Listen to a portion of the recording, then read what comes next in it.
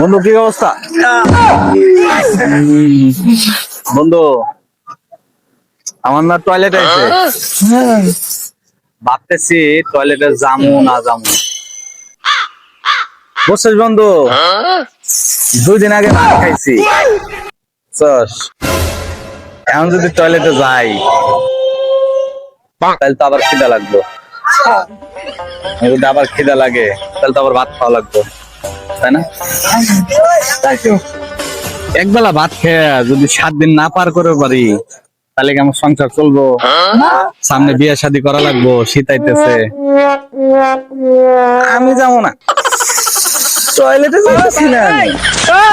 যেমন না তাই হোক, সিগা মারে বয়ে থাই কতক্ষণ, একা টয়লেট ফিরে যাবে না।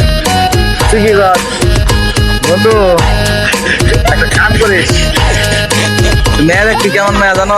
সামনে যে শীত আইতেছে, আমি যদি বিয়ে করো 7-8 দিন না, একদিন খাইলে 7-8 দিন খাই না, ওরম মেয়া যদি পাস গ্রামে তাহলে আমার সন্ধান দিস। টয়লেট আইছে রে বন্ধু, গেমটা আমার বসতেই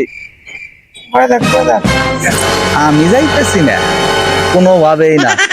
মাত্র 2 দিন আগে ভাত খাইছি, এখন যদি আবার ভাত খাওয়া লাগে, খিদা লাগে যাবো তো টয়লেট করবো, কোনোভাবেই যাইতাম না। আমি যাইতাম না টয়লেট। সরকার বললো 3 দিন আমি এই ব্রিজেই বসে খাওয়া, বুঝলি? আমি টয়লেটে যাইতাম না, খিদা লাগবে।